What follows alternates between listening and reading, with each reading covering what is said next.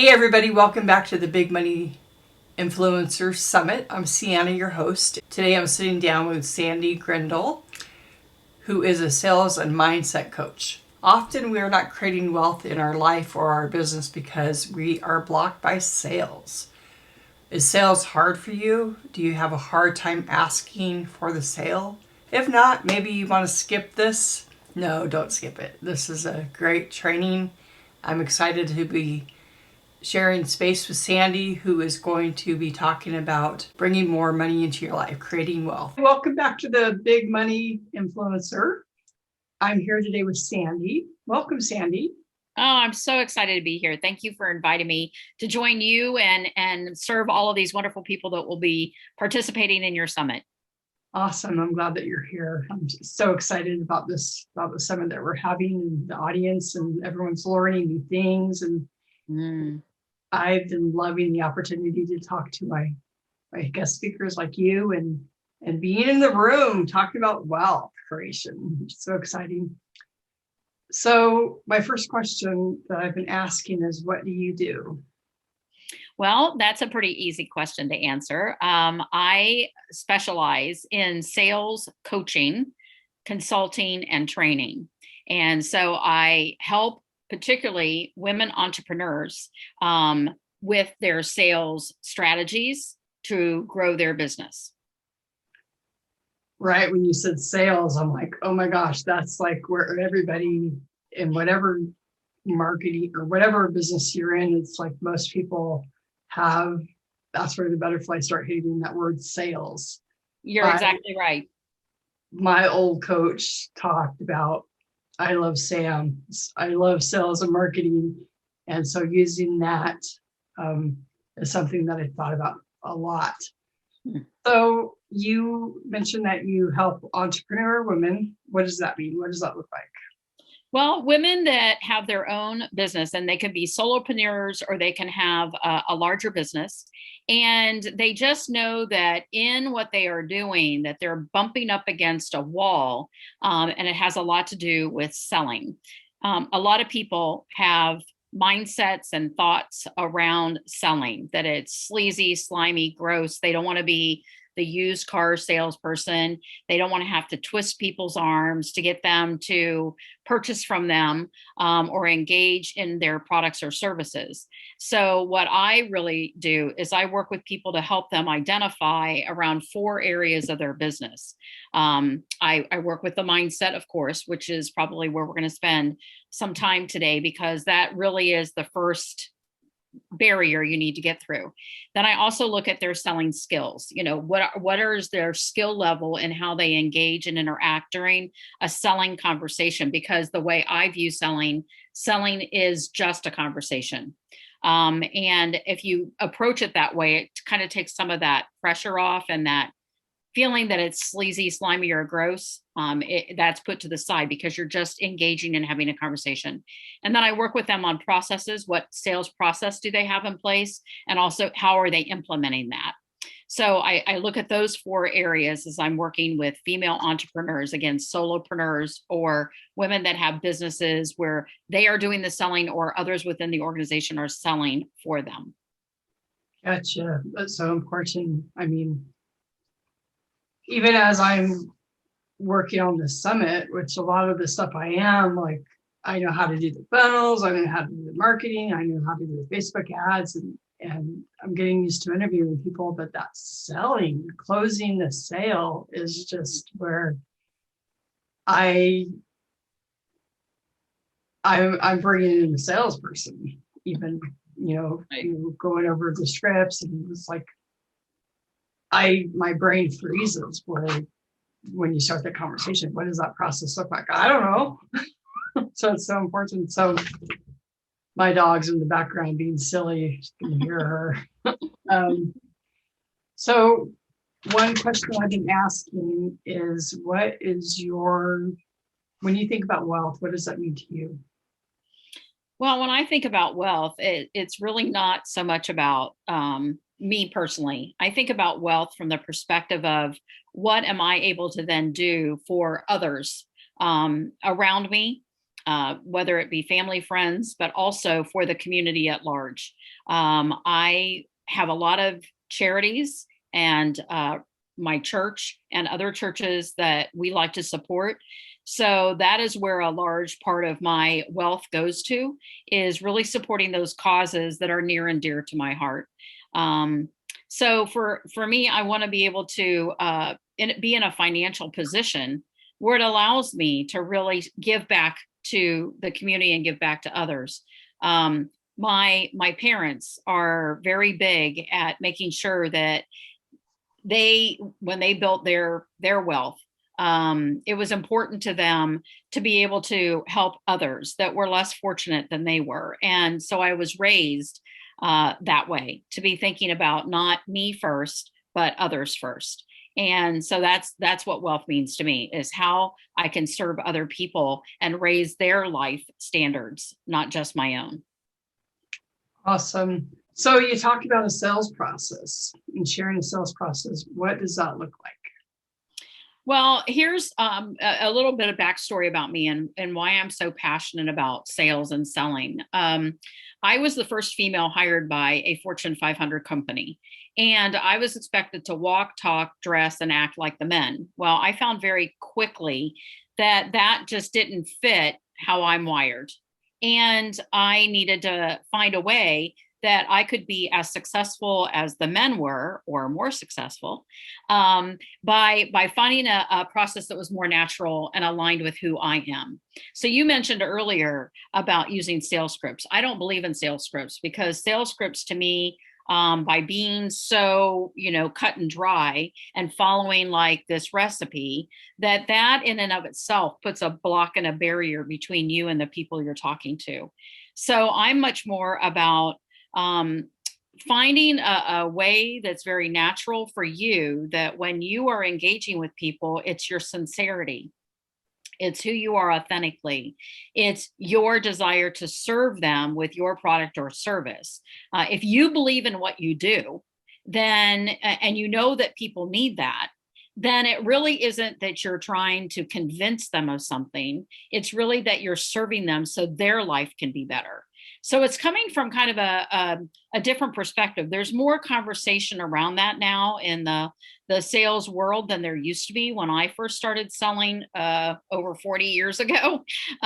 So things have changed quite a bit, but by really becoming my authentic self in the way I approached people and the way I engaged in learning about what their needs were, what they were trying to accomplish, how they could best grow their business, I found that allowed me to be very successful in selling. So I'm bringing that 40 years of experience, both inside of corporations and in having my own consulting and training business, to people that I serve now, to women that I serve now, helping them see how they can be who they are first and foremost, and how they can bring their personality, their authentic style to the conversation in order to serve others.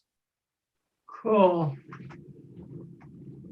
So what are often like the blocks? Like a lot of times, like even for me personally, I have these issues, and it's like there's a lot of fear that goes into like selling or pitching, like you talked about it before. But what are some of the most common money blocks, sales blocks that you deal with as a coach? Well, yeah, what I would say is, we all have limiting beliefs that were created somewhere in our past. And it's those limiting beliefs that we have created and kind of looked for evidence along the way, that now they have become ingrained into who we are, and we just think that way. We don't even think that there's a different way. So I wouldn't say that there's a cookie cutter, these are the limiting beliefs, but a lot of them can be categorized into a couple categories. One is I just don't think that I'm worthy or deserving of being successful. And that stimulated or came from something that happened in the past that had this person start to believe this story, and that becomes a block. So when they get in the sales conversation and try to move forward in that conversation, all of a sudden, I'm not deserving of this person's money, comes up between them and creates that barrier or that block. So that can be one. Another is around money in and of itself. Some people believe that, especially if you're doing a service or a ministry type based business, a lot of people have this misperception that we're not meant to be successful or have wealth. And that goes right to what you're talking about. And that couldn't be further from the truth. We're all designed and to be successful, and we're all designed to be able to prosper. That's very clearly stated in many different ways and forms. So those are the things that I think about. And what I like to do, I'm a visual kind of person. So I like to share with people, if there's a peephole in the door, that little peephole that you look through to see what's on the other side. Well, you are very limited in what you're able to see on the other side because, it's kind of a straight out view. So you can't really see anything right or left. You can only see what's straight ahead. And that's kind of what limiting beliefs do. They start to shrink your view of what is even possible. And one of the things that really gets me riled up is that sometimes women in particular, and since that's the audience that I deal with most, I've had these messages about what they deserve to have or what they desire to have. And so they allow the voices of others or, from the past to really limit them in having and achieving all that they're possible of having and achieving. So really harnessing their power within, but not in a strong arm kind of way, with that balance of feminine grace. So it's feminine power and feminine grace. That's nice. So as far as breaking down some of those limiting beliefs, what are some of the processes that you would take someone through? Do you mind sharing that? Oh gosh, no, I would love to. I actually have created a 4-part process that really takes people through identifying, so recognizing and beginning to release what those limiting beliefs are. So the first step in anything is recognizing what is blocking you. And so when I do my intake process with clients that are going to work with me, I really ask a lot of questions to find out, where are those blocks that are keeping them from moving forward. So once we can recognize what the limiting belief or the block is, and we can start to release it. We can say, okay, you've served me well in some aspects of my life up to now, but now it's time to let you go. And it's okay to let those things go. And then the next thing that I do with them, so that's the first R, is the release. The second is the reframe. So we start to look at, what is that limiting belief? Where did we collect and how did we collect that evidence that had that become this belief that has really dictated the way that we operate? And how do we start to reframe that in a way to really understand whether or not that limiting belief is actually true? So we start to challenge the validity of that limiting belief by reframing it some. And then the next step is we start to replace. So we look at, how can we replace that limiting belief that we had with one that is going to allow us to have the life that we want, the success that we want, meet the goals that we want. So we really start to then replace that limiting belief with an empowering one. And then the last step is to restore. So we've had this belief system in place for a really long time, right? It's like as natural as breathing. So then we need to put things in place that allow this new empowering belief to become as grounded in our life as that limiting belief was. So now we're restoring our belief system, but not in a limiting way, but in an empowering way. So that's the process that I take people through to really have them dig deep. And it's interesting because as I start to work with women in this process, we think that we've tackled many of the limiting beliefs that are holding them back, and then another one will rear its ugly head. So that's why I said, it's really difficult to say these are the set limiting beliefs, because it really depends. All of us are unique. All of our journeys have been very different. And so it really depends on what baggage we've picked up along the way that has altered our belief system and how we need to let go of that baggage that is really holding us back. Oh, yeah, that's definitely, I believe that's the difference between people that are creating wealth and wanting to create wealth, but not able to. Mm-hmm. Definitely in the mindset. And I was having a conversation with one of my other speakers, and we were talking about subconscious and, believing these beliefs that we might have set when we were little kids. Right. And so I think that's really, really important to be able to unpack that baggage and throw it away. Exactly. I mean, it's not, it hasn't been serving us for a long time. It's just become a habit, it's just become what has been normal for us. And sometimes we don't even realize it until somebody, a mindset coach or, a counselor or someone really walks us through and has us start to look at things from a different perspective and how those things have been holding us back. Right. So I'm going to veer off just a little bit, like we're talking about entrepreneurs, but like how are these beliefs, if you're somebody that's working a 9 to 5 in the corporate world, how can these limiting beliefs hold you back in your career? The same way it can for an entrepreneur. If they have a limiting belief, let's say I'll just pick one randomly. Let's say I have a limiting belief about relationships, not just relationships in general, not an intimate relationship, but just relationships in general. And I'm going to use myself as an example. I had beliefs around what men were going to be like and how they were going to treat me in the workplace. And because I was one of the first females hired by this company, well, I was the first female hired by this company. Some of the ways that I was being treated, the limiting belief I already had in place, were being confirmed.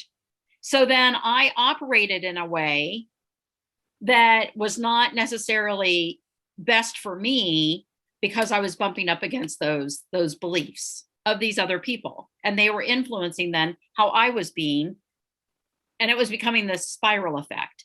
So if you are working in a 9 to 5 job, or if you're an entrepreneur and you have these limiting beliefs around relationships, and you see yourself having like this same story repeated over and over and over again, it's probably because a belief system you hold is tainting the situation. And until you change that script, or until you change how you're interacting with other people, you're going to keep bumping up against that same limiting belief. I'm not sure if that was clear and made sense. Made sense to me. Okay, good. So yeah. So, I mean, and we run into things like that all the time. It can be our personal relationships. It can be our work relationships, how we view money. Maybe my view of money means that I need to continue playing small, and I don't ask for the promotion because A, I don't think I deserve it. B, I don't think I'm worthy of that money. So some of the same conversations can be had whether you're an entrepreneur or whether you're working in a corporate environment. So it's the same conversation. It's just the context that's changing, not necessarily, the mindset or the belief system. Awesome. Okay, so I have one last question. Unless it's something that you want to add, you're welcome to add anything if you think that you have any tips or strategies or anything that would be helpful for the audience. That would be awesome. Okay. But other than that, I want to give you an opportunity to share where people can find you if they would love to work with you or connect with you or find out more information. That would be wonderful. I appreciate that. I would say the last thing that I want to share is that if sales is an issue for you, regardless of if you're inside an organization, if you're an entrepreneur and you have your own organization, if you're a solopreneur, whether you're a man or a woman, while I work with women, which we've already established, it really applies across the board. that a selling conversation is just that. It's a conversation. And if you keep in mind that your job during that conversation is to serve the person that you're talking to, is to find out what their needs are, how you can satisfy their needs. And if you can't, then being honest and open about that, that maybe we're not the best fit. You're going to earn more credibility, and that's going to provide you with more opportunities for referrals because they see that you are coming from a very authentic and genuine place. So I would say, that in and of itself, if people can be more genuine in how they're having selling conversations and approaching it as a conversation to serve, they're just through that alone, they're going to start to view selling different and have success. The best way to get in touch with me is through my LinkedIn page. You can find me on LinkedIn, Sandie, Sandie Grindel, Grindel. And that's the best way I connect with most people. Wonderful. I'll put that link below. Okay, great. Thank you. So, well, thank you so much, Sandie, for being with us today. I appreciate you very much. And I appreciate you, Ceanne. I am so glad that you thought of me and invited me to be a part of this Wealth Summit. Absolutely. Well, I'm going to say, I love that blessed beyond measure. Have a blessed day. Thank you. Thank you. You do the same. All right. Bye-bye. Bye.